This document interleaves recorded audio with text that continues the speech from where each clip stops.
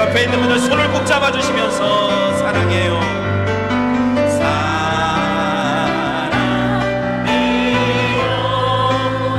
마음껏 축복합니다.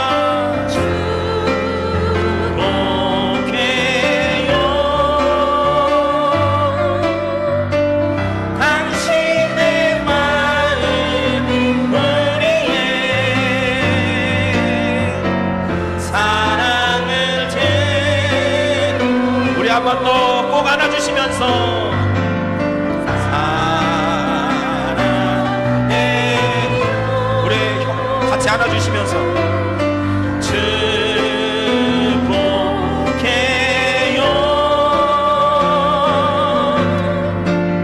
당신의 마음 우리의 사랑을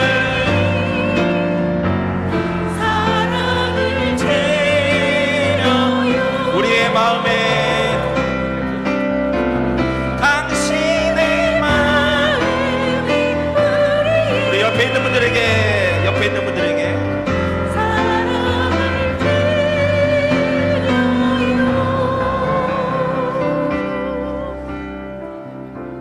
고마워라 임마누엘 예수만 섬기는 우리 집 고마워라 임마누엘 복되고 즐거운 하루와 고마워라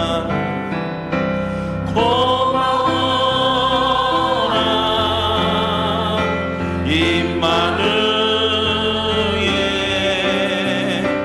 예수만 섬기는 우리 집 고마워라 임마누엘 복되고 즐거운 하루하 한 번 더 고백합니다. 고마워라 임마누엘 예수만 섬기는 우리 집 아멘. 고마워라 임마누엘 복되고 즐거운 하루하루.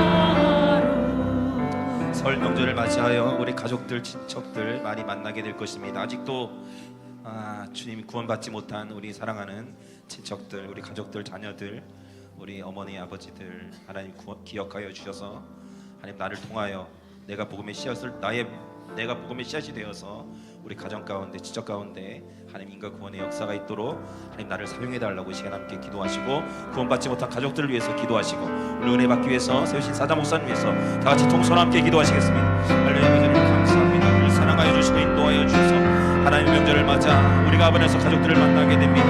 하나님, 그러나 우리 불쌍하게도 우리 가족들, 친척들 가운데 주님을 알지 못하고 아직도 구원받지 못한 자들이 많이 있습니다. 아버지 하나님, 나를 통하여 내가 복음의 씨앗이 되어 우리 가정 가운데 하나님 복음의 긴가 구원의 역사가 일어나도록 하나님께서 나를 사용하여 주시고, 내가 아버지 복음의 씨앗의 역할을 잘 감당할 수 있도록 도와주시옵소서. 아버지 말못한 자들 되지 않게 해주시고, 담대히 주님을 선포하며 주님을 아버지에서 증거하며 아버지 가족들에게 아버지에서 복음을 전할 수 있도록 도와주옵소서. 우리 자녀들 기억하여 주시옵시고, 믿지 않는 가족들, 주님교회 준전에 나오지 못하는 가족들, 아버지 자녀들, 부모들 주님 기억하여 주셔서 하나님 저희들 다 예수 믿고 구원받는 반열에 함께할 수 있도록 하나님께서 인도하여 주옵소서. 오늘도 은혜 받게 해서 나왔습니다. 주님 만나게 해서 나왔습니다. 주님 아버지 만나주시고 시간 나를 주님 앞에 아버지에서 온전히 드릴 때 주님께서 강하게 만나주시기를 소망합니다. 성령으로 함께 해주시는 예배가 되게 하여 주옵소서. 우리가 다리 세우시는 모습 끝내 붙잡아주시고, 성령의 기름 부으셔서 말씀을 전하실 때마다 능력이 나타나게 해주시옵시고, 오늘 말씀을 전하시는 살아있는 아버지 생명의 말씀 말씀이 되어 우리 영육과 솔직히 쓴말씀 내게 해주시고 예배과 주의 역사가 있는 귀한 예배가 될 수 있도록 하나님 인도하여 주시옵소서. 예수님의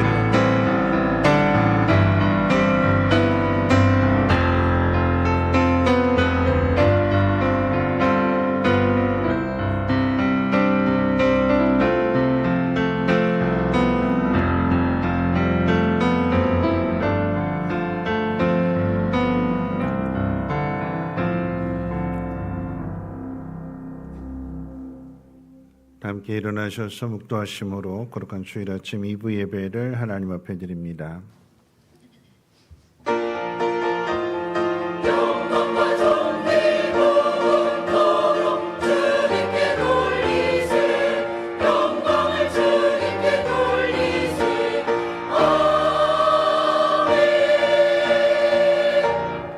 보라 형제가 연합하여 동거하며 어찌 그리 선하고 아름다운고 머리에 있는 보배로운 기름이 시험 곧 아론의 시험에 흘러서 그의 옷깃까지 내림 같고 활몬의 이슬이 시온의 산들의 내림 같도다.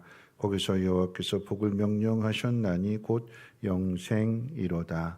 아멘. 거룩하신 하나님, 오늘 하나님을 예배하는 이 자리가 선하고 아름다운 자리가 되게 하시고 하나님 아버지 보시기에 큰 기쁨이 되는 자리가 될 수 있도록 은혜 위에 은혜를 더하여 주시옵소서. 하나님 예배를 드리는 심령들마다 하나님 세상 가운데 나아갈 때에 하나님 그곳에서 하나님의 뜻 안에서 아름다운 연합을 이루어가게 하시고 그 기쁨의 지경이 많은 사람들에게 더 넓어질 수 있도록 하나님 우리를 사용해 주시옵소서. 감사드리며 모든 말씀 예수님의 이름으로 기도합니다. 아멘.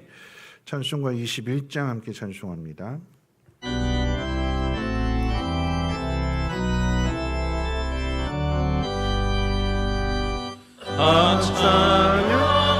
찬양하여라 전능왕 창조의 주께 내 언어여 주 찬양 평강과 구원의 주님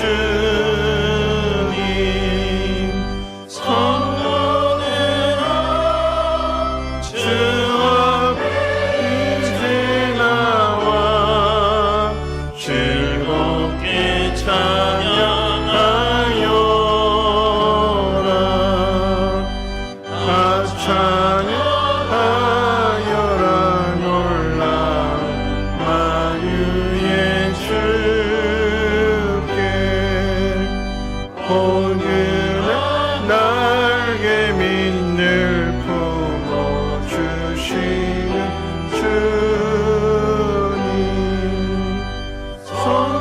선언해라 주님의 뜻 안에서 내 소원 다 이루리라 다 찬양하여라 온 몸과 마음을 바쳐 이 세상 만물이 주 앞에 하나와 찬양 선언해라 기쁨의 소리 높여 영원히 찬양하여라.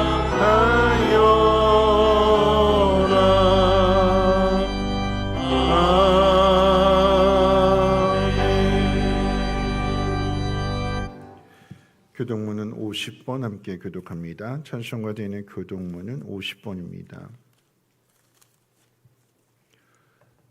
교동문 50번입니다. 여호와께서 내 음성과 내 간구를 들으심으로 내가 그를 사랑하는도다.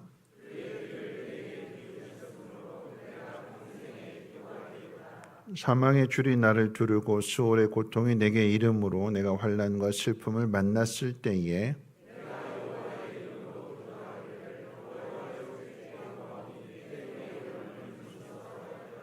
여호와는 은혜로우시며 의로우시며 우리 하나님의 긍휼이 많으시도다.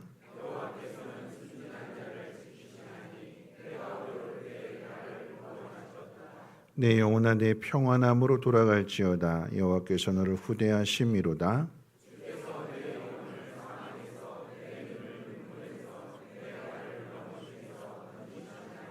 내게 주신 모든 은혜를 내가 여호와께 무엇으로 보답할까? 여호와의 모든 백성 앞에서 나는 나의 소원을 여호와께 갚으리로다.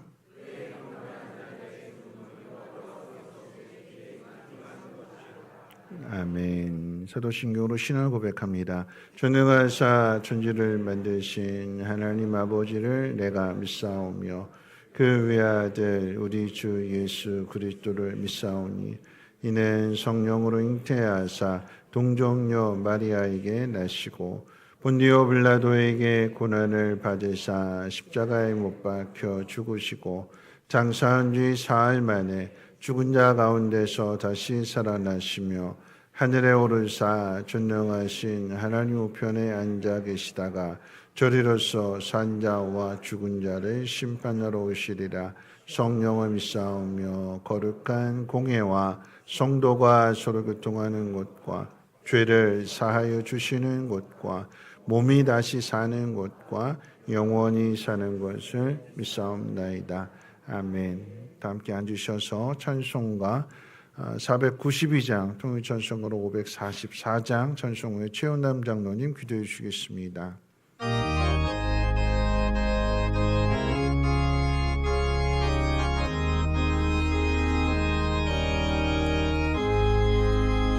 잠시 세상에 내가 살면서 항상 찬송 부르다가 나는 처음으로 오라 하시니 영광 중에 나가 열린 천국문 내가 들어가 세상 짐 내려놓고 빛난 연륜 받아쓰고서 주와 함께 길이 살리 눈물 골짜기 더듬으면서 나의 갈 길 가난 후에 주의 품 안에 내가 안기 영원토록 살리고 열린 천국문 내가 들어가 세상 짐 내려놓고 빛난 면류관 받아쓰고서 주와 함께 길이 살리 나의 가는 길 멀고 험하며 산은 높고 고는 깊어 고난 나의 몸 싣고 없어 복된 날이 밝아오 열린 천국문 내가 들어가 세상 짐 내려놓고 빛난 연류관 받아쓰고서 주와 함께 길이 살리 한숨 마시고 죽음 없는 날 사모하며 기다리니 내가 길이 던지는 배울 나의 기쁨 넘치리라 열린 천국문 내가 들어가 세상 짐 내려놓고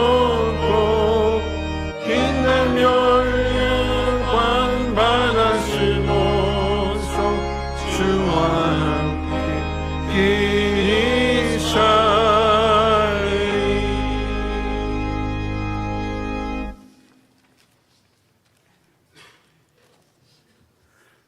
기도드리겠습니다. 사랑과 은혜가 풍성하신 하나님, 오늘도 그 놀라우신 사랑으로 우리를 품어주시고 복된 주의를 허락하여 주셔서 이 시간 하나님 앞에 나와 예배 드리게 하심을 감사를 드립니다.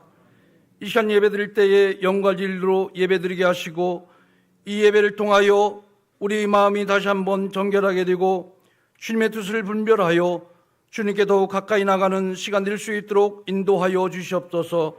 거룩하신 하나님, 이 시간 우리의 심령을 돌아보기를 원합니다. 한 주간의 삶 속에서 우리에게 맡겨준 이 땅의 육의 삶도 주님의 사역도 이루려 수고하며 애써 보았지만 만족함을 얻지 못하며 살아왔습니다. 때로는 하나님의 나트를 피하여 도망한 요나처럼 이 땅의 분주함으로 마음을 가득 채웠고 말씀을 헛고 듣고 하려 했지만 세상의 근심과 갈등으로 채워져 하나님의 양식을 쌓지 못했습니다. 부족하고 연약했던 우리의 심령과 삶을 용서하여 주시옵소서. 거룩하신 하나님, 이 시간 하나님의 음성을 듣고자 예배를 사모하며 나온 사랑하는 성도들을 기억하여 주시고 갈급한 심령 가운데 성령의 기름을 부어주시고 흡족한 마음으로 한 주간도 승리하며 살아갈 수 있도록 은혜를 내려 주시옵소서. 우리를 이끄신 하나님, 이곳에 빈 의자들이 많이 있습니다. 마땅히 채워져 경배해야 할 이 자리가 채워지지 않고 있습니다. 방황하며 주님의 말씀을 탕진하는 불쌍한 영혼들이 속히 돌아와 하나님의 말씀으로 깨우침을 받아 천국의 백성이 되도록 역사하여 주시옵소서. 전능하신 하나님, 성민교회를 통하여 이루고자 하시는 이 땅의 사역들이 온전히 이루어지는 교회가 되게 하여 주시옵소서. 이곳에 함께하는 주님의 귀한 백성들, 선포드리는 말씀으로 마음의 찔림과 깨우침으로 세상의 한복판에서도 흔들림 없게 하시고 늘 수고하는 일들로 열매 맺게 하셔서 가정도 자녀도 경제도 평안하게 하여 주시옵소서.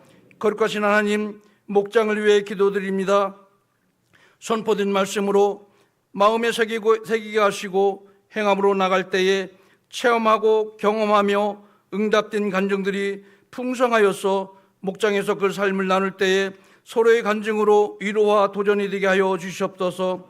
또한 모든 목원들이 목장 안에서 각자의 분량대로 기도로 전도로 섬김으로 그 사명을 잘 감당하여 충성된 선한 정직의 삶을 살아갈 때에 각자 목장으로 이루어진 성민연합교회가 속히 이루어져 행복한 교회로 세워질 수 있도록 인도하여 주시옵소서. 전능하신 하나님, 성민교회의 모든 성도들 육체의 건강함도 물질의 풍성함도 허락하시어 설 명절을 맞이할 때에 없는 자, 가난한 자, 소외된 이웃들을 살필 수 있는 풍요로움과 넉넉함을 베풀어 예수님의 사랑을 실천되는 명절 되게 하여 주시옵소서. 또한 고향길에도 즐겁고 평안하게 하시고 만나는 부모 형제도 하나님의 평강이 있게 하여 주시옵소서.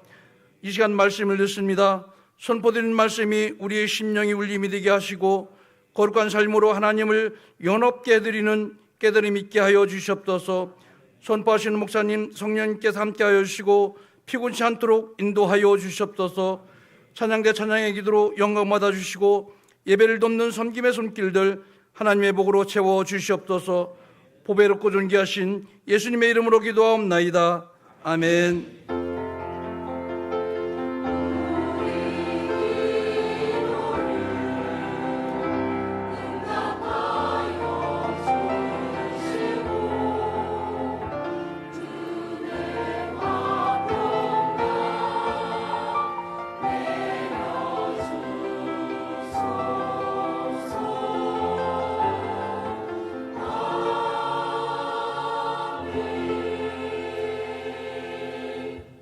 교회 소식은 주보를 참고해 주시고요. 설 명절이 이제 시작이 됩니다. 여러분들 즐겁고 행복한 명절 되시기를 주 안에서 축복합니다. 그리고 혹시라도 먼 길 가시는 분들 안전한 운행길 되셔서 설 명절 마치고 난 다음에도 건강한 모습으로 다시 뵙기를 바랍니다. 연휴 기간 동안에 새벽 예배는 정상적으로 드려지지만 차 운행이 없다는 것과 또 새벽 예배는 본당이 아니라 희애실에서 월요일, 화요일, 수요일 드린다는 것 기억해 주시고요. 수요 시니어 목장 모임 없고 저녁 예배만 있다는 것 참고해 주시길 바라겠습니다. 설 명절 예배 순서지가 뒤에 준비되어 있습니다. 필요하신 분들은 받아가시고요. 교육부장 회의가 오늘 오후 1시 당회장실에서 있습니다. 총남전도의 광고입니다. 2월 28일 토요일 오후 1시부터 4시까지 성민 수양관에서 총남전도 민속놀이를 한다고 합니다. 1, 2 남전도에는 12시 교회에서 출발하고 그 남전도에는 수양관으로 직접 오시기를 바라겠습니다. 많은 관심과 또 협력 또 협조를 부탁드린다라고 하는 우리 총남회장 강성준 안수 집사님의 부탁의 말씀입니다. 자세한 문의사항은 강성준 집사님에게 문의해 주시고요. 가정사업장 봄신방 원하시는 날짜에 2월 달까지만입니다. 신청해 주시기를 바라겠습니다.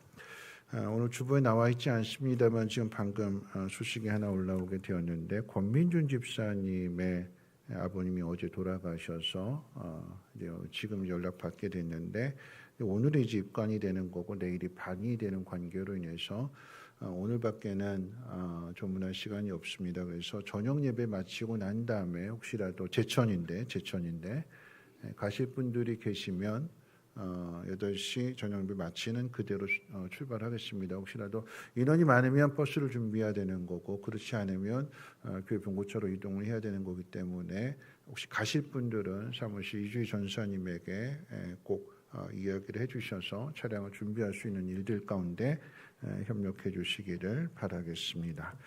하나님 말씀 보도록 합니다. 하나님 말씀은 누가복음 8장 19절로 21절까지입니다. 누가복음 8장 19절에서 21절까지의 말씀을 제가 봉독합니다. 누가복음 8장이고요. 19절에서 21절까지 말씀. 예수의 어머니와 그 동생들이 왔으나 무리로 인해 가까이 하지 못하니 어떤 이가 알리되 당신의 어머니와 동생들이 당신을 보려고 밖에 설나이다. 예수께서 대답하여 이르시되 내 어머니와 내 동생들은 곧 하나님의 말씀을 듣고 행하는 이 사람들이라 하시니라. 아멘. 임마누엘 찬양대에 찬양 있겠습니다.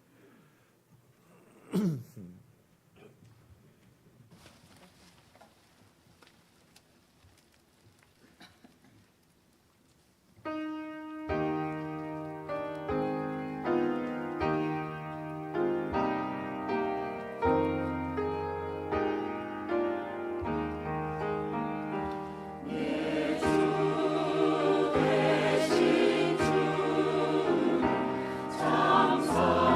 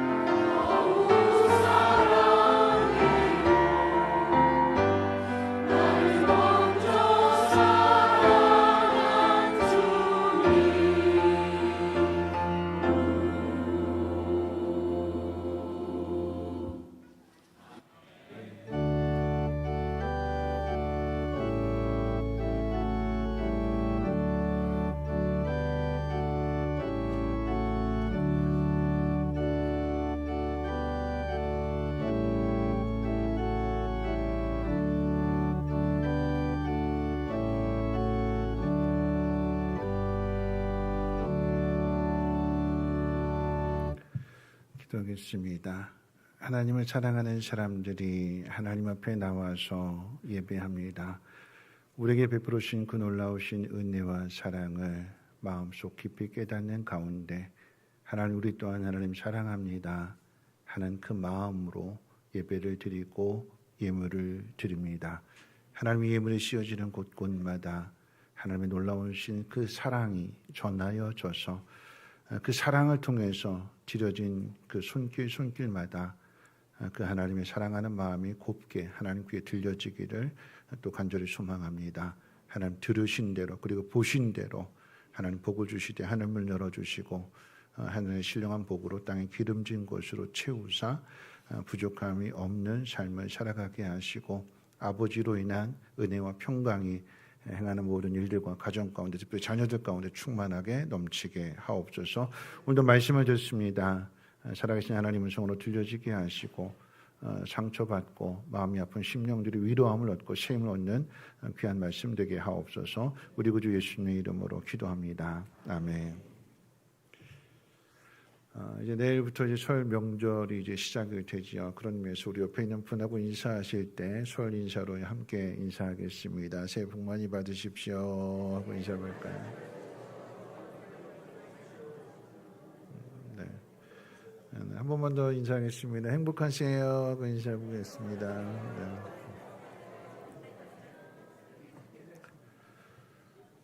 네. 내일부터 이제 설 명절이 시작이 됩니다. 조상으로부터 전해져 내려온 이 설 명절의 의미는 자신의 뿌리에 대한 확인, 그리고 부모에 대한 공경, 그리고 그 부모는 자식들에게 이제 설 때는 세뱃돈 주잖아요. 그러니까 자식이 잘 되기를 바라는 마음에서의 축복, 그리고 이 모든 것들을 통해서 가족 공동체로서의 결속을 다진다라고 하는 의미가 될 것입니다. 예수를 믿든 안 믿든 동양이든 서양이든 뿌리를 확인하고 부모를 공경하고 또 자녀를 축복함으로 공동체를 결속하는 그 일은 모든 인간의 소망이고 바람입니다. 그래서 동양이든 서양이든 간에 명절을 통해서 우리는 하나라고 하는 혈연적 또는 정서적 유대를 강화합니다. 어느 곳에 흩어져 살지라도 우리가 누구인지를 잊지 말고 다음 세대에게도 전해주라라고 하는 모든 사람들 마음 가운데 심어주신 하나님의 일반 은총이기도 합니다. 가족은 하나입니다. 부모와의 자녀의 관계에서 부모의 몸에서 자녀가 태어났기 때문에 부모와 자녀는 하나가 되는 거죠. 그 관계에서 형제들이 태어나기 때문에 같은 부모로부터 돌봄을 받게 되고 한 집에서 생활하고 자라게 되니까 형제도 하나가 됩니다. 그런데 현대 사회에 들어와서 이 하나였던 가족의 관계가 너무나도 쉽게 깨지는 것을 봅니다.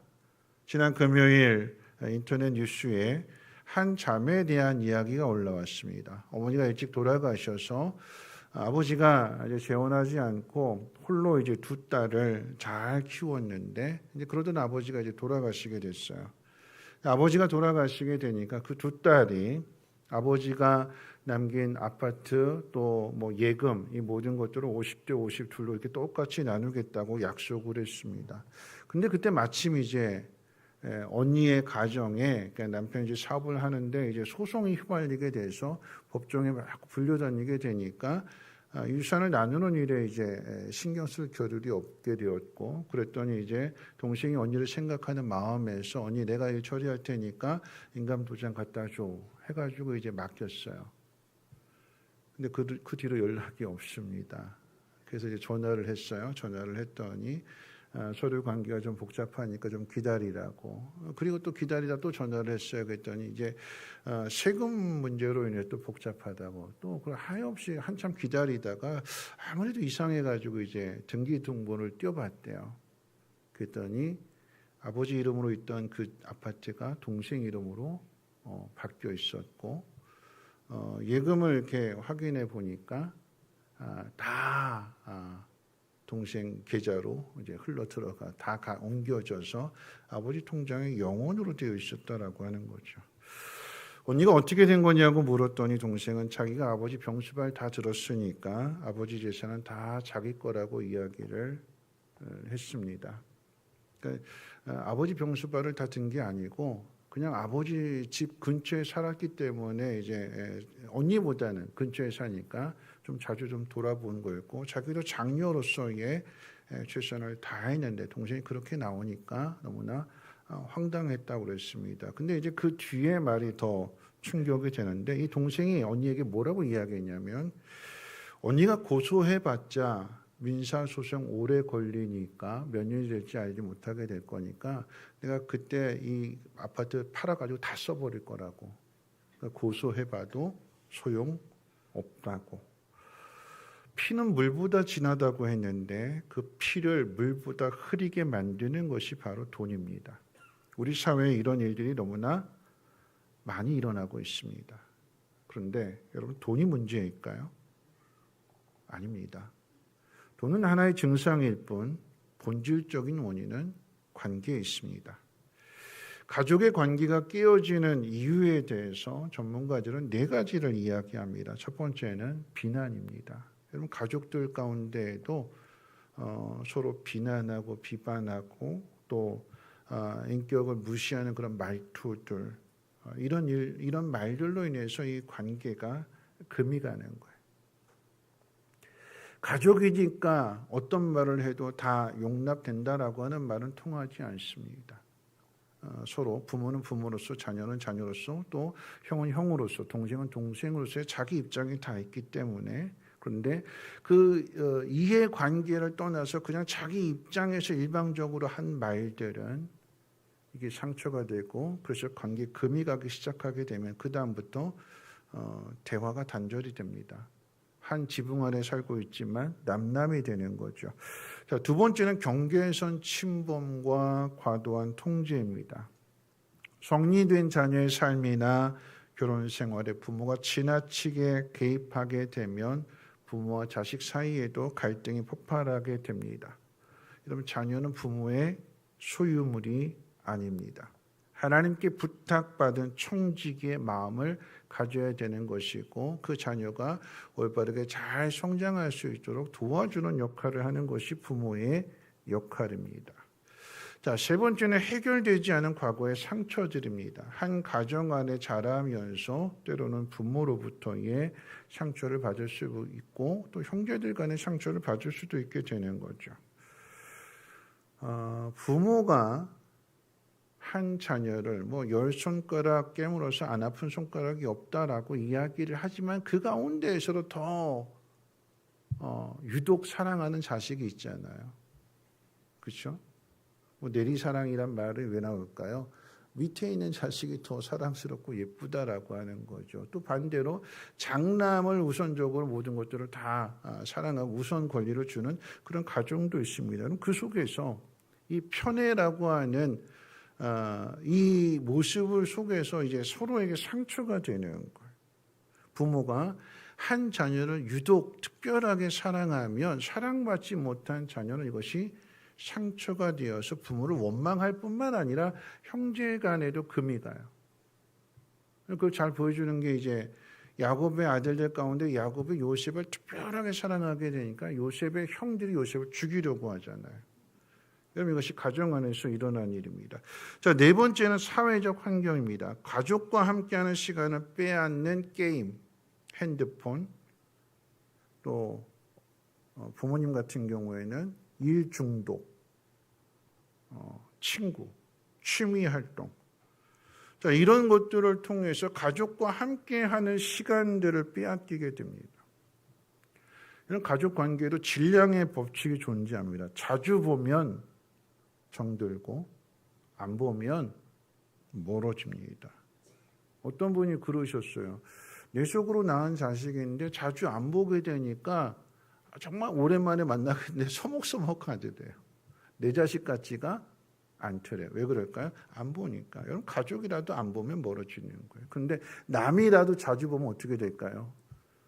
친밀해지는 거고 가족이 되는 거지요. 여러분의 가정은 건강하십니까? 그리고 여러분의 설 명절은 행복하십니까? 오늘 본문은 예수님 가족에 대한 이야기입니다. 오늘 본문의 내용은 이렇습니다. 예수님께서 식사 겨를도 없이 말씀을 가르치고 있을 때 많은 사람들이 이제 찾아온 거죠. 이제 그럴 때 예수님께서 말씀을 막 가르치는 중에 예수님의 어머니와 형제들이 찾아왔습니다. 사람들이 워낙 많았기 때문에 예수님의 어머니와 또 형제들이 가까이 하지 못하게 되자 누군가 예수님에게 당신의 어머니와 당신의 동생들이 왔다고 전해 주었습니다. 그랬더니 오늘 말씀 가운데 보니까 예수님께서 내 어머니와 내 동생들은 곧 하나님의 말씀을 듣고 행하는 이 사람들이다 이렇게 말씀하셨어요. 자, 이 말씀은 마태복음 12장에서는 조금 더 자세하게 소개하게 되는데 오늘 말씀에는 없는 예수님께서 이렇게 반문하신 내용도 기록되어 있는데 뭐라고 말씀하셨는가 하면 누가 내 어머니이고 내 동생이냐. 사람들은 예수님의 어머니가 오셨습니다. 당신의 동생들이 오셨습니다 하고 전해줬는데 예수님께서 누가 내 어머니고 내 동생들이냐? 여기 있는 이 사람들이, 여기 있는 이 제자들이 내 어머니고 내 동생들이다 이렇게 말씀하신 거예요. 그러니까 마가복음과 연결해서 설명을 드린다면 오늘 본문에서는 이 사람들이 하나님 말씀대로 행하는 이 사람들이라고 표현했는데 이 사람들이라고 하는 것은 곧 예수님 앞에 있는 제자들을 가리킨다라고 하는 것을 생각해 볼 수 있는 거고 그러면 예수님은 제자들이 내 어머니가 되는 거고 내 형제들이 된다라고 하는 것으로 말씀을 하셨습니다. 이 말씀을 들으면 예수님께서 자신을 낳아준 그 핏줄을 그리고 그 형제들을 부정하는 것으로 생각이 듭니다. 그런데 결론부터 말씀을 드리면 예수님이 이렇게 말씀하신 것은 가족을 부정하는 것이 아니라 가족의 범위를 확대하시기 위함입니다. 그래서 오늘 말씀을 통해서 두 가지를 생각해 보려고 하는데 첫 번째는 예수님의 가족에도 갈등이 있었다는 사실입니다. 예수님이 하나님의 아들로 오셨으니까 그 가정은 행복하고 그 가정은 화목하고 그 가정은 좋은 곳으로만 가득할 줄 알았는데 예수님의 가정 안에도 갈등이 있었습니다. 여러분 아시는 대로 예수님은 하나님의 아들로서 이 땅에 오셨습니다. 우리의 죄를 대신하여 십자가를 지러 오셨기에 우리가 똑같은 몸을 입으셔야 되는데 인간이 되셔야 되는데 근데 죄는 없으셔야 됩니다. 그래서 성령으로 잉태되어 마리아의 몸에서 태어납니다. 마리아는 자신의 몸에 일어난 일들에 대하여 이 놀라운 일들을 순종함으로 받아들이게 되니까 예수님의 어머니가 되었습니다. 그리고 예수님의 아버지는 요셉입니다. 정혼한 마리아가 임신했다라고 하는 말을 듣고 조용히 끊고자 했던 의로운 사람이라고 성경은 이야기합니다. 그리고 그 가정에서 그 요셉과 마리아로부터 그 동생, 예수님의 동생들이 태어나게 되는데 야고보, 요셉, 시몬, 유다 이렇게 네 명의 남동생들과 여동생들이 태어나게 됩니다. 예수님은 30살이 되어서 그리스도의 사역을 시작할 때까지 장남으로서 아버지 요셉을 도와서 목수의 일을 하셨습니다. 그때까지 예수님의 가정은 참 화목했습니다. 예수님의 가정에 갈등이 생기기 시작한 것은 예수님이 그리스도로서의 사역을 시작한 다음부터입니다. 예수님께서 많은 병자들을 고쳐주실 때만 해도 예수님의 동생들은 신이 났을 것입니다. 그런데 유대 종교 지도자들이 예수님을 시기하고 모함을 합니다. 그때까지만 해도 이 동생들의 입장에서는 우리가 형을 지켜줘야겠다. 우리가 남이가 그러면서 그렇죠. 모함 받고 시기 받는 형을 기적을 행하니까 우리가 지켜줘야겠다 그런 생각을 가지고 있었을 것입니다. 그런데 예수님께서 안식일을 깨트리게 되니까 안식일에 병자를 고치게 되니까 병자를 고쳐준 일은 옳은 일이지만 안식일을 범한 일은 신앙을 저버린 일과 똑같습니다.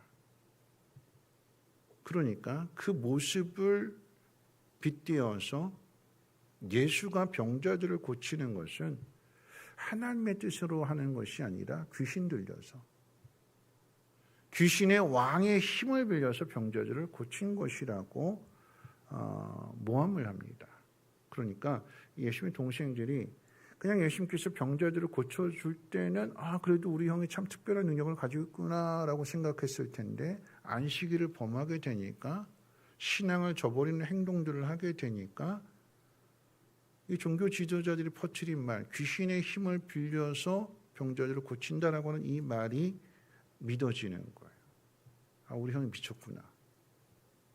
귀신의 힘을 빌려서 병자들을 고치고 있구나.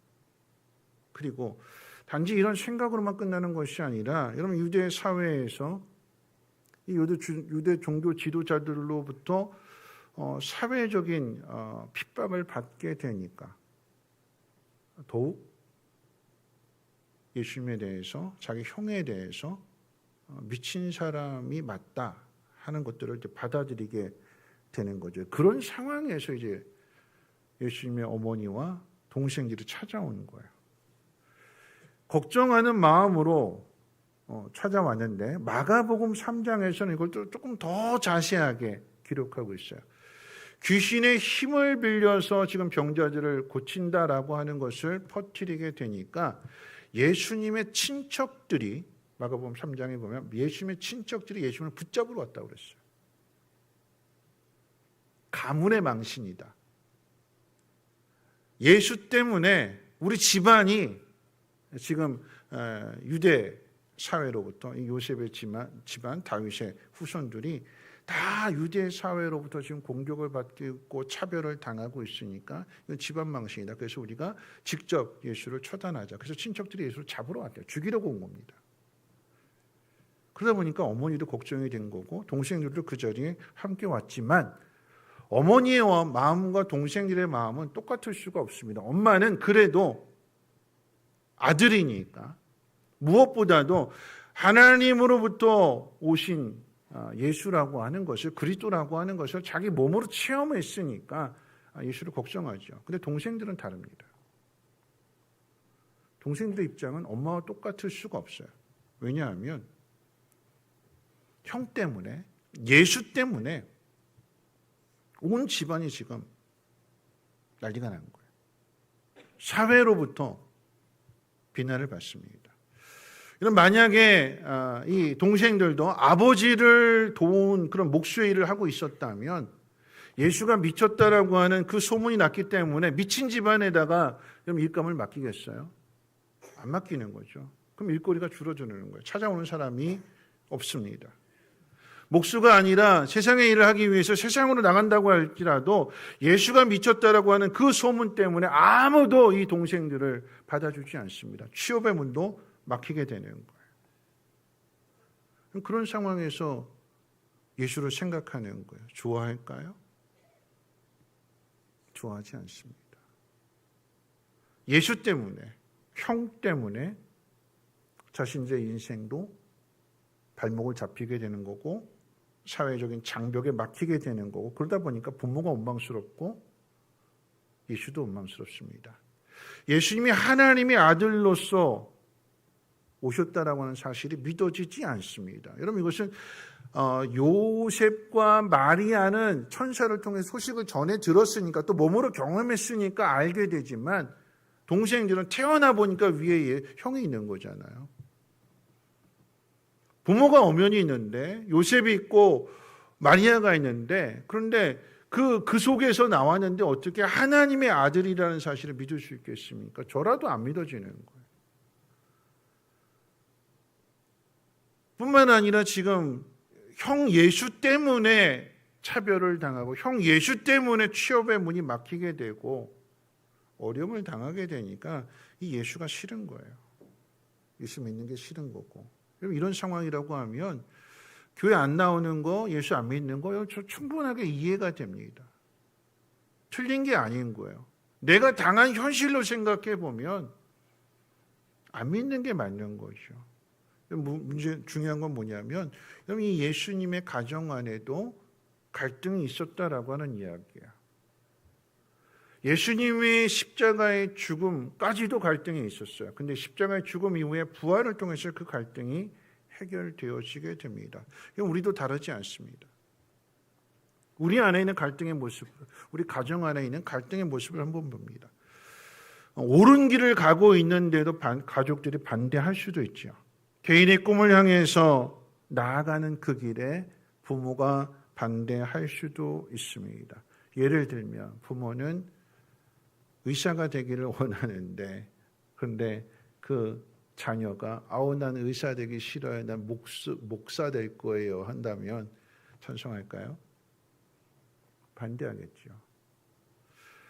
부모가 자식의 길을 반대하는 경우도 있지만 자식이 부모의 길을 반대하는 경우도 있습니다. 뭐냐면 그런 모습을 봤는데 아내가 일찍 세상을 떠났어요. 그런데 살다 보니까 사랑하는 사람이 생겨서 그래서 재혼을 하려고 하는데 누가 반대해요? 자식들이 반대해요. 자식들이 반대해서 사랑하는 사람이 생겼는데 외로우니까 힘드니까 의지하기 위해서 그래서 재혼을 하려고 하는데 자식들이 반대해서 재혼하지 못하는 분도 봤습니다. 서로의 입장 차이가 있는 거잖아요. 그렇죠? 근데 자기 입장을 가지고 강요하는 거예요. 그건 잘못된 거죠. 종교적인 갈등도 마찬가지입니다. 여러분 어렸을 때는 교회 잘 다녔는데 성장해서 교회를 안 나오는 그런 자녀들도 있잖아요. 결혼하기 전에 신앙생활 잘했는데 결혼하고 난 다음부터 신앙생활 안 하는 그런 부부관계도 있습니다. 종교적인 갈등이 있게 되었을 때에 여러분 이런 모습을 통해서 무언가 그 안에 상처가 있고 무언가 그 안에 문제가 있기 때문에 그런 반응들이 나오는 거잖아요. 그럼 그것을 어떻게 할 것이냐? 갈등이 있으면 그 갈등의 문제를 부딪혀서 싸워서 이것을 해결할 거냐? 여러분 예수님이 우리에게 답을 주시는데 뭐냐면 어느 가정이든 갈등이 있는데 그런데 오늘 이 예수님의 상황으로 이야기한다면 가는 길이 달라서 생겨난 갈등입니다. 예수님이 걸어가시는 그 길은 하나님의 뜻에 순종하는 길이신데 근데 동생들이 그것을 이해하지 못하는 거잖아요. 길이 다릅니다. 동생인들 입장에서는 왜 형 때문에 우리가 피해를 받아야 되는 거냐 하는 거죠. 형이 가는 길, 그래 그건 형이 길이야. 근데 그 형 때문에 내 길이 막힌 거잖아. 취업도 안 되고 세상 사람들이 다 손가락질하고 있고 어디 가서도 마음껏 살 수 없는 그런 환경이 되다 보니까 길이 다르다 보니까 거기에 대한 갈등이 있고 거기에 대한 미움이 있고 형에 대한 원망과 증오가 가득한 거죠. 이 문제가 어떻게 해결되어지는가 하면 좀 예수님께서 그걸 아세요. 동생들의 마음이 어떻다라고 하는 것도 아세요. 그렇기 때문에 그 속에서 저 사람들은 내 가족이 아니야, 내 어머니가 아니야, 내 동생들이 아니야 그게 아니라 예수님은 하나님과 동생들과 이 가족과의 관계 속에 그 갈등 속에 하나님이 계시다라고 하는 걸 믿으니까 거기 하나님 계신 거잖아요. 예수님이 순종하시는 것은 예수님이 그 길을 걸어가는 것은 하나님의 뜻에 의한 순종이잖아요. 하나님의 뜻에 의한 순종이라면 그 나머지에 있는 그 문제들, 갈등의 문제들 하나님이 해결해 주신다라고 하는 것을 믿는 거죠. 예수님 가시는 길에 십자가의 길인데 그 십자가의 길은 아무도 이해가 안 되는 거예요. 사람의 머리로는 지식으로는 도저히 이해가 안 돼. 이해가 안 되는데 그걸 어떻게 이해를 시키겠어요? 이건 말로 안 되는 거예요. 설득으로 안 되는 거예요. 누가 하셔야 되느냐? 하나님이 하십니다. 하나님. 예수님이 하나님의 뜻에 순종하시니까 그 순종을 통해서 십자가의 죽음 이후에 부활이 나타나게 되는 거고 부활을 경험하게 되니까 그때 비로소 동생들이 믿습니다. 그 결과로 야고보는 예루살렘 교회 초대 감독이 되는 거예요. 첫 번째 지도자가 되는 거예요. 그리고 유다는 요한계시록 앞에 있는 유다서를 기록한 주인공이 되기도 합니다.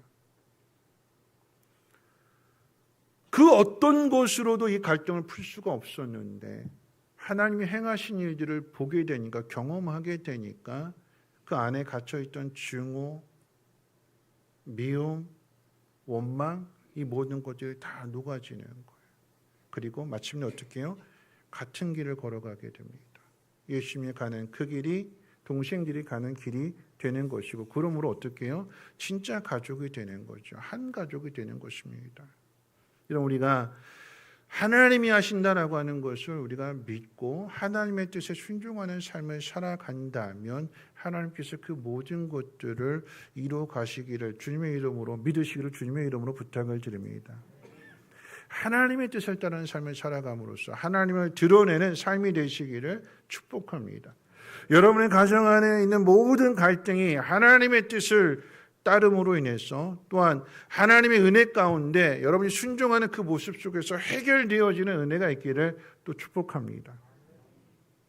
혹시라도 가족관계 안에서 미워하고 틀어진 관계, 오해와 상처가 있다면 그 오해와 상처가 다 풀어져서 함께 믿음의 길을 걸어가는 동역의 관계가 되기를 다시 한번 주님의 이름으로 축원을 드립니다. 자, 두 번째 생각해 볼 것, 마지막이기도 한데 두 번째 생각해 볼 것은요, 하나님의 뜻대로 사는 사람이 한 가족이라고 그랬어요. 현대사회에서 가족은 과거 어느 때보다 구조적으로 기능적으로 많은 변화를 겪고 있습니다. 이제 가장 눈에 띄는 변화는 대가족, 핵가족의 구조가 무너지고 있다는 점이죠. 경제적인 이유 또 가치관의 변화에 따라서 이제는 혼자 사는 1인 가구, 1인 가족이 많아졌습니다. 1인 가족이 아니죠. 1인 가구가 맞습니다. 1인 가구, 1인 가구. 옛날에는 경제적으로 어려워도 가족을 부양하는 것을 먼저 생각했는데 지금은 돈을 먼저 생각합니다. 맞벌이하는 부부가 늘어났고 자녀들 역시도 교육 문제로 인해서 함께 시간을 보내는 그런 시간들이 줄어들었어요. 그러니까 정서적인 공유를 나눌 수 있는 그 시간이 줄어드는 거예요. 집에서 자녀들과 여러분 얼마나 같이 식사를 하십니까? 직장생활 하면 그럼 더더욱 자녀들과 같이 밥 먹을 시간도 없죠. 그러다 보면 그냥 집이 밥도 같이 안 먹고 같이 하는 시간들도 줄어들고 그러면 같이 잠만 자고 가는 그런 숙박업소처럼 느껴질 때가 있습니다. 같은 공간에 있는데 같은 공간에 있음에도 불구하고 같이 시간을 보내는 것이 아니라 전부 다 핸드폰만 보고 있어요. 가족 간의 대화가 사라집니다. 질량의 법칙이 있는 거잖아요. 가족과 함께하는 시간들, 대화의 시간이 많아져야 그래야 가족 간의 친밀감이 생기는 건데 한 공간 안에 있어도 핸드폰 보고 한 공간에 있어 TV만 보고 한 공간 안에 있어도 대화가 사라지게 된다면 그 관계는 멀어지는 관계가 되는 거예요. 또 다른 문제는 평생을 함께한 부부가 자녀를 다 키우고 난 다음에 갈라서는 이제 황혼 이혼이 늘어나고 있다는 점입니다. 왜 그럴까요? 결혼의 이 가정의 관계가 부부간의 관계가 아니라 어떻게 해요? 자녀 중심이 돼버리게 되니까. 부부간의 서로 친밀한 관계가 아니라 자식 때문에 사는 거예요. 자식 때문에. 어떻게든지 교육시켜야 되고 뒤처지지 않게 해야 되고 그래서 어릴 때는 학교, 교육에 모든 걸 다 쏟아붓고 커서는 결혼하는데 어쨌거나 독립시켜야 되니까 결혼하는데 그 모든 것들을 다 쏟아붓고 난 다음에 결혼시키고 난 다음에 이제 갈라서는 거죠. 왜요? 자녀에 올인한 결과 그렇게 되는 거예요. 부부간의 대화가 사라지게 되고 부부간의 친밀감이 사라지게 되고 그저 자녀만 했더니 자녀 문제가 해결되고 나니까 어색한 거예요. 둘만 남게 되니까 어떻게 해요? 어색한 거예요. 대화가 사라지게 되고.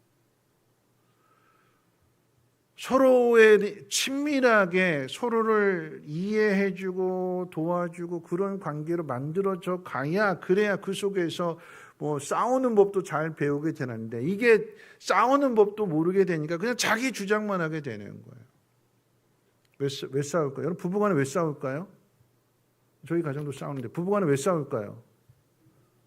내 말 안 들어줘서 싸우는 거잖아요. 서로가 남편은 남편의 말 안 들어준다고 생각하고 아내는 아내 말 자기 말 안 들어준다고 생각해. 그래서 서로 싸우는 거잖아요. 싸워서 갈라집니다. 그럼 이제 문제가 되는 게 뭐냐면 이 의학의 발달, 과학의 발달로 인해서 이제 수명이 늘어나는 거잖아요. 수명이 늘어나면 그 속에서 수명이 늘어난 것만큼의 부모를 공경하는 그런 마음도 커져야 되는데 오히려 부양하겠다라고 하는, 책임지겠다라고 하는 마음은 오히려 낮아집니다. 개인주의가 공동체 의식을 깨트리는 결과가 곳곳에서 나타나게 됩니다. 그러니까 현대 사회 구조도 한몫하는 거죠. 높은 주거비, 집값이 엄청 비싸잖아요. 자녀 교육, 양육비, 이건 뭐 말로 다 할 수 없고. 근데 그런 것들을 계산하게 되니까 결혼에 엄두가 안 나는 거예요. 자녀를 낳는 출산에 대해 엄두가 나지 않습니다. 여러분, 이것은 단순한 인구 감소를 넘어서 국가 존립 자체를 걱정해야 되는 사태가 됐어요. 얼마 전에 세계 최고의 부자인 일론 머스크가 대한민국을 향해서 쓴소리를 날렸어요. 뭐라고 얘기했냐면 얼마 지나지 않아서 대한민국은 곧 공산주의 국가가 된다고 그랬어요. 왜냐하면 북한이 38선을 밀고 내려오는데 막을 군인이 없대요. 아이를 안 낳아서.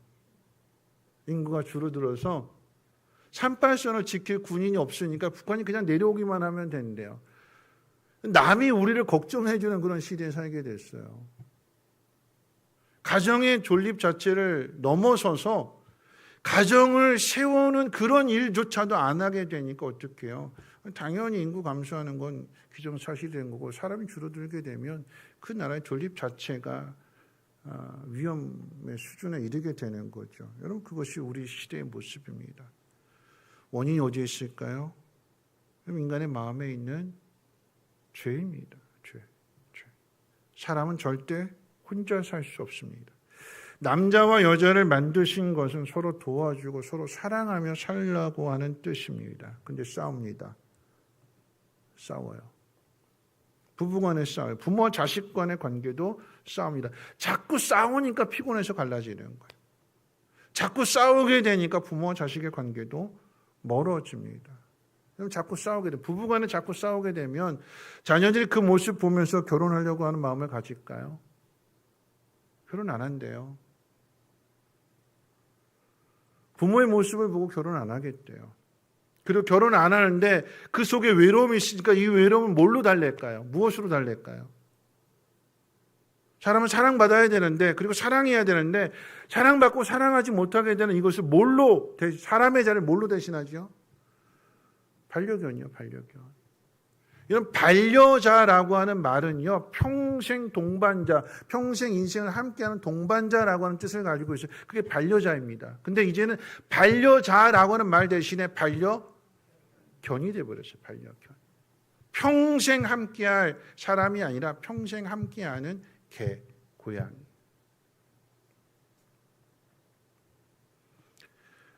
그럼 이것의 폐해가 이제 나타나는데, 인도의 한 부자가, 저는 한번 말씀드린 기억이 나는 것 같은데, 한 부자가 타타그룹의 회장인데, 인도의 타타그룹, 그러니까 대우가 옛날 대우 그 자동차 회사 있을 때 그 대우를 인수하려고 했던 그런 그룹이기도 한데 1,600억의 재산을 개에게 상속했어요. 개에게. 개에게 직접 줄 수 없으니까, 개가 돈을 알아요? 돈 맛을 알아요? 모르잖아요. 그렇죠? 개에게 직접 물려줄 수 없으니까 한 사람을 지정해서 내가 키우는 이 개를 돌봐주라고. 이 개가 새끼를 낳으면 그 새끼를까지 책임지고 그러면서 1,600억의 재산을 한 관리인을 지정해서 개에게 상속해 줬대요. 우습지요. 그렇죠? 중국에서 또 이랬어요. 또 일어났어요. 한 할머니가 37억의 재산을 한 동물병원을 지정해 놓고 동물병원에다가 위탁하면서 그 유언장은 그렇게 썼어요. 자기 집 개를 돌봐주라고. 37억. 왜 그런가 그랬더니 자식들이 있는데 생전 한번 연락을 안 한대. 엄마가 아픈데 돌봐주는 자식들이 없대요. 찾아오는 자식도 없대요. 그러니까 괘씸한 거죠. 그래서 자기 재산을 자식들에게 주지 말고 변호사 불러가지고 유언장을 그렇게 썼대요. 한 동물병원 지정해 놓고 이 동물병원이 나와 함께하는 이 반려견, 이 개에게 모든 유산을 다 준다고. 무슨 이야기인데 우리가 살아가는 이 시대에 일어나는 일입니다.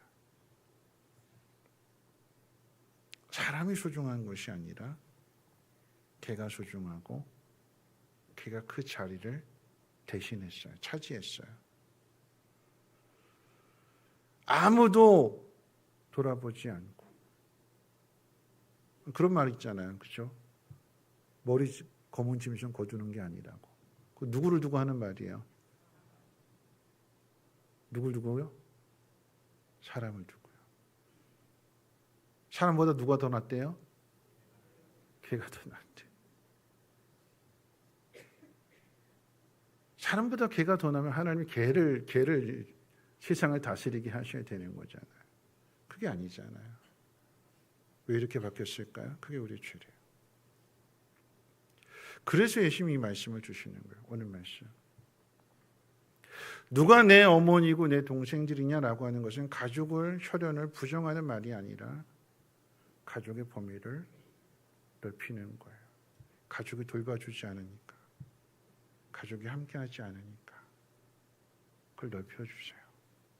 오늘 21절 말씀 같이 한번 읽어볼까요? 함께 읽어봅니다. 21절 시작. 예수께서 대답하여 이르시되 내 어머니와 내 동생들은 하나님 말씀을 듣고 행하는 이 사람들이라 하시니라.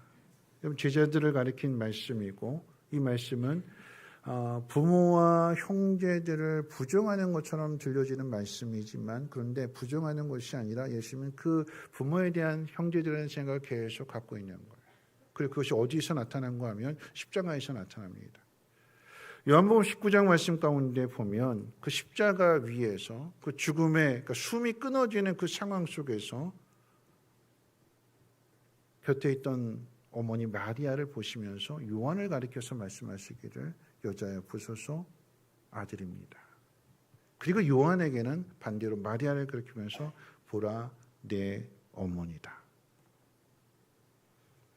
요한복음 19장 27절은 예수님께서 그렇게 보라 내 어머니다라고 말씀하신 그 말씀 바로 다음에 이 요한이 마리아를 자기 집으로 데리고 가서 모셨다라고 하는 기록이 남겨져 있어요. 말씀을 들은 그 순간 십자가의 죽음을 경험한 그 자리에서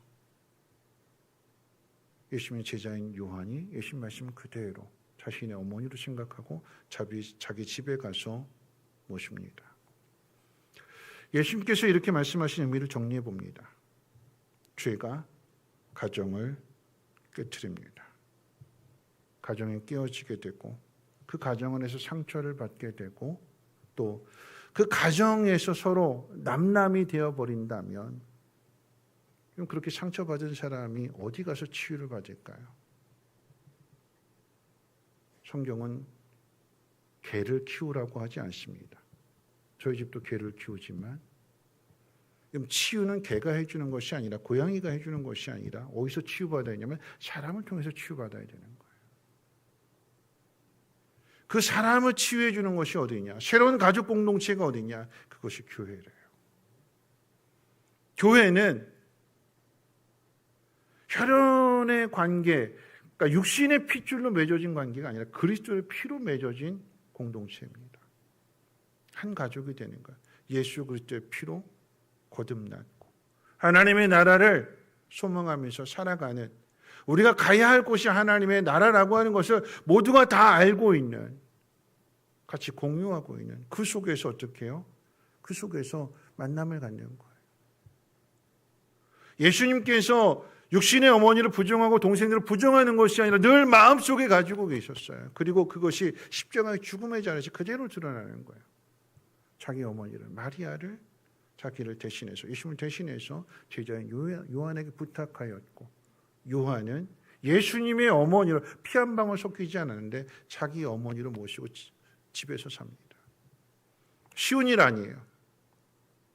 예수님께서 맡기신 사명이 있기 때문에 이 요한 사도는 그 사도로서의 사명도 감당하면서 어머니를, 마리아를 모시는 거죠. 그런 의미에서 생각해 보십시오. 예수님의 제자들 가운데 누가 제일 오래 살았을까요? 요한이 제일 오래 삽니다. 가장 오래 살았기 때문에 마태, 마가, 누가가 예수님에 대한 이야기를 기록한 것을 다 읽어보고 이게 부족하네, 이건 모르고 있는 거네. 그러면서 요한이 그것을 가장 가까이 했던 제자로서, 누구보다도 예수님을 잘 아는 제자로서 사역을 하면서 성경도 기록하고 또 초대교회, 또 아시아에 있는 교회들을 권면하고 위로하고 격려하는 그런 일을 합니다. 예수님의 어머니 마리아를 자기 어머니로 모신 그 일과 저는 무관하다고 생각하지 않습니다. 성경은 분명하게 내 부모를 공경하라 그리하면 이 땅에서 잘되고 장수한다라고 하는 약속이 있는 계명을 주셨기 때문에 그것을 보여주시고 나타내시는 거죠. 요한과 이 마리아의 관계를 한번 생각해 볼게요. 말씀을 이제 정리할 부분인데 한번 보세요. 요한에게도 상처가 있고 마리아에게도 상처가 있습니다. 마리아는 아들을 잃은 슬픔이 있고 요한은 스승을 잃은 슬픔이 있습니다. 그런데 슬픔을 가진 사람과 슬픔을 가진 사람이 만났을 때, 함께 하게 될 때 그 속에서 위로가 되는 거예요. 저는 왜 예수님께서 동생들을 제쳐놓고 왜 요한에게 자신의 어머니를 부탁했을까를 한번 생각해 봤어요. 왜냐하면 거기에는 예수님이 하나님의 아들로서 그리스도로서의 사역을 하실 때에 대한 공통적인 그 주제를 같이 공유하고 있기 때문에 그래요.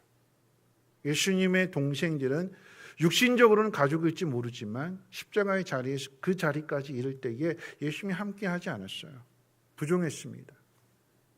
하나님의 아들이라는 건 사실 믿지 않았어요. 근데 요한은 예수님이 30살부터 33살까지 이 땅에서 사역을 감당하실 때 그 모든 자리에 가장 가까이 함께 했던 사람이었어요.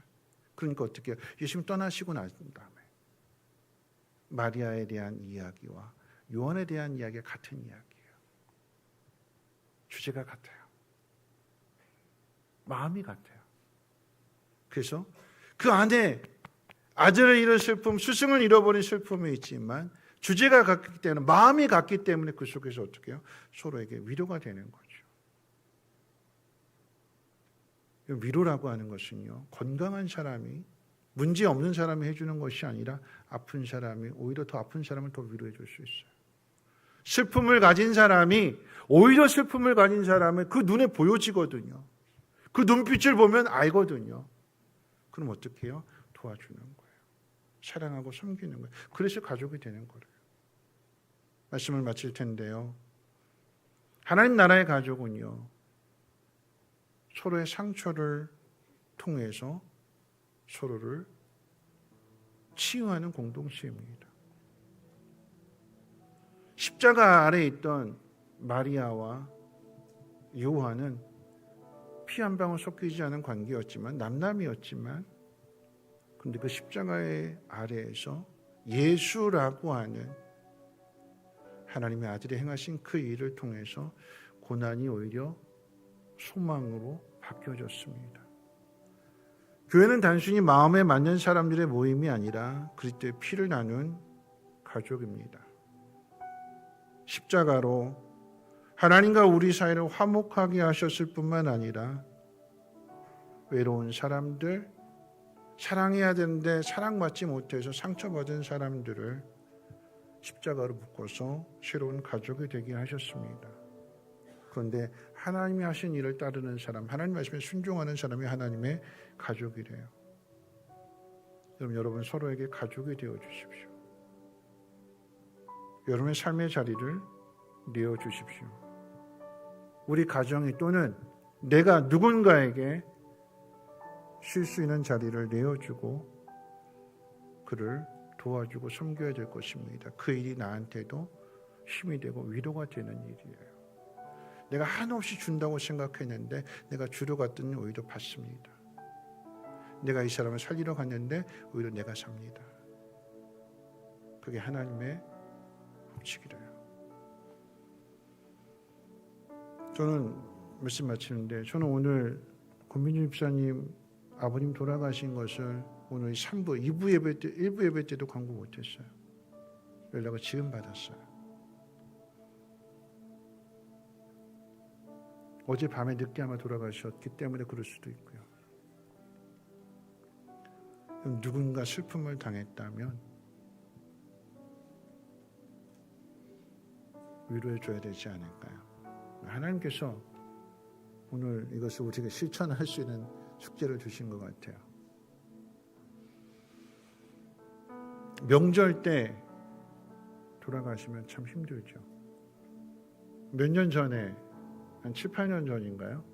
강대일 목사, 배강기 목사 있을 때 그때 추석 때는 4분이 돌아가셨어요.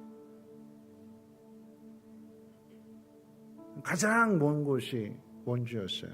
우리 유금숙 집사님 어머니. 송정엽을 기억하실 텐데. 부교육자들 다 보내놓고 가장 먼 곳이니까 내가 갈 테니까 그 과정은 내가 갈 테니까 그러고 다녀왔어요. 먼 길이지만 그 먼 길을 갔을 때 맞이하는 그 과정은 기쁨이죠. 슬픔 속의 기쁨입니다. 이 명절인데 이렇게 명절도 뒤로하고 찾아와주는 가족, 새로운 가족이 있구나. 그게 교회래요. 서로를 돌아보시고 사랑하는 그 일에 힘써 주십시오. 가족에게 받은 상처가 있다면 그 상처를 치유할 수 있는 것은 교회가 되어야 됩니다. 왜냐하면 교회는 하나님의 뜻을 따르는 사람들이 모여있기에 하나님 우리가 행복하기를 원하십니다. 그 행복은 나 혼자 행복해지는 것이 아니라 서로의 관계를 속에서 행복을 찾고 행복을 만들라고 하십니다. 그런 새로운 가족, 새로운 공동체를 세워가는 우리 성목교 모든 가족들 되시기를 주님의 이름으로 부탁을 드립니다. 우리 함께 일어나셔서 행복이라고 하는 찬양 부르시고 함께 기도하고 축도로 마칩니다.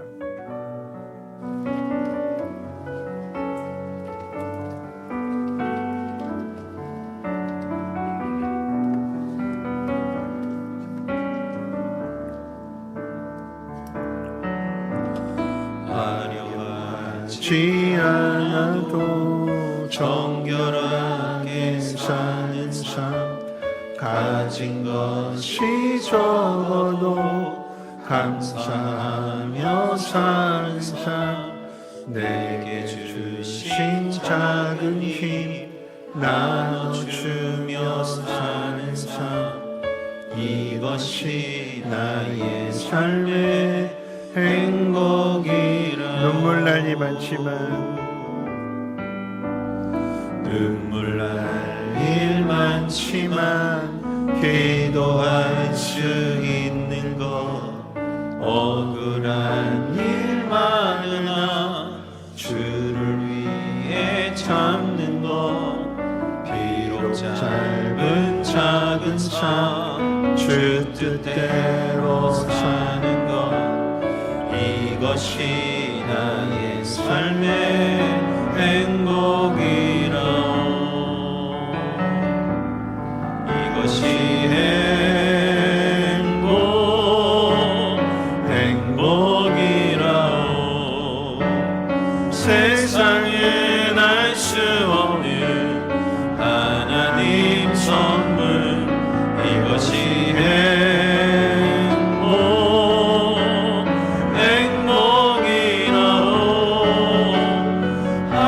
하나님의 자녀로 살아가는 것,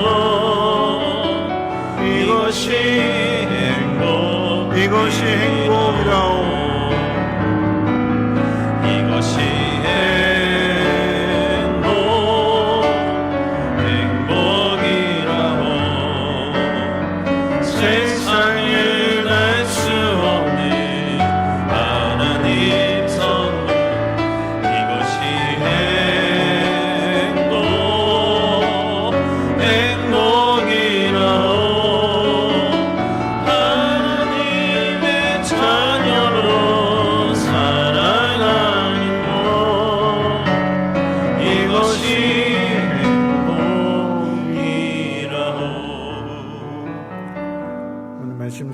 앞에서 함께 기도하실 텐데요. 예수님은 누가 내 어머니고 누가 내 동생들 형제냐 하는 것은 부정하는 것이 아니라 그 범위를 확대하는 거였습니다.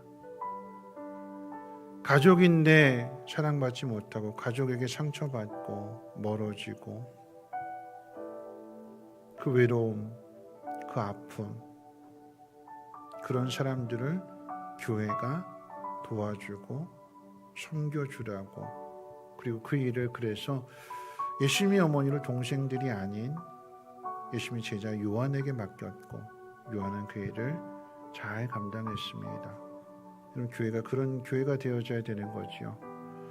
건강한 사람이 아픈 사람을 도와주는 것도 좋지만 아픈 사람이 아픈 사람을 도와주게 될 때 그 속에서 어떻게 해요? 서로 치유가 되는 거예요. 내가 도와주러 갔는데 도움을 받게 되고, 내가 누군가를 살리러 갔는데 내가 살게 되고, 내가 저 사람을 행복하게 해주려고 했는데 그 속에서 내가 더 큰 행복을 얻는, 그게 교회래요. 여러분 돌아보시고 이 모든 것들을 다른 것으로 대체할 수 없습니다. 사랑해야, 섬겨야 섬김 받는 것이고 사랑을 받는 것입니다. 하나님 이번 명절 가운데 사랑하는 삶을 살아가게 하시고 섬기는 삶을 살아가게 하시고 그러함으로 인해서 하나님 주신 행복을 누릴 수 있는 우리 모두가 되기를 바라고 함께 통성으로 하나님 앞에 기도합니다. 사랑 많으신 하나님 아버지 감사합니다. 하나님 오늘도 하나님 말씀을 듣습니다. 하나님 명절을 앞에 두고 있는데 하나님 명절로 인해서 마음에 부담이 있고 마음에 아픔이 있고 상처가 있다면 다시 하나님 말씀 앞에 귀를 기울이고 우리가 어떻게 해야 될 것인가 하나님 말씀대로 말씀을 따르는 삶이 되어지게 도와주시옵소서. 하나님 그곳에 치유가 일어나게 하시고 또 혹시라도 하나님 가족에게 받은 상처 아픔이 있다면 하나님 이 아픔과 상처가 하나님 교회 가족을 통해서 공동체를 통해서 목장을 통해서 하나님 위로받고 새 힘을 얻고 치유되어질 수 있도록 은혜 베풀어 주시고 그 속에서 내가 사랑하는 삶을 살아가고 또 같이 만나는 사람들에게 하나님 마음을 하나님의 사랑을 나누게 될 때에 하나님 깨어졌던 그 가정의 관계도 회복이 되게 하시고 마침내 같은 길을 걸어가며 믿음의 동력의 길을 걸어갈 수 있도록 은혜 위에 은혜를 더하여 주시옵소서. 하나님 우리가 행복하기를 바라십니다. 잘 되기를 바라십니다.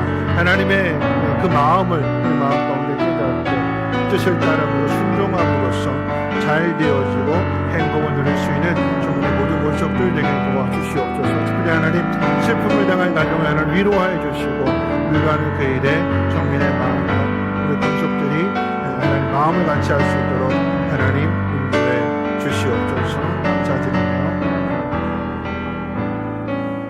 이제 말씀을 들었으니 삶의 자리로 나아가십시오. 그곳에서 사랑하고 섬기는 일들을 통해서 가족을 만들어 가십시오. 하나님 여러분들과 함께 하실 것이고 그 일을 통해서 여러분을 더욱 복되게 하실 것입니다. 이제는 우리 주 예수 그리스도의 무한하신 은혜와 하나님의 그 크신 사랑하심과 성령님의 감화 감동 충만 보호 역사하심이 말씀을 따라 한 가족 되기로 다짐하고 결단하는 사랑하는 주의 백성들 머리 위에와 가정과 하는 모든 일과 특별히 자녀들 위해 성민교회 성민쉼터 성민이주원 이 나라의 민족과 북한 땅과 전 세계 위에 이제로부터 영원토록 항상 함께 있을지어다. 아멘.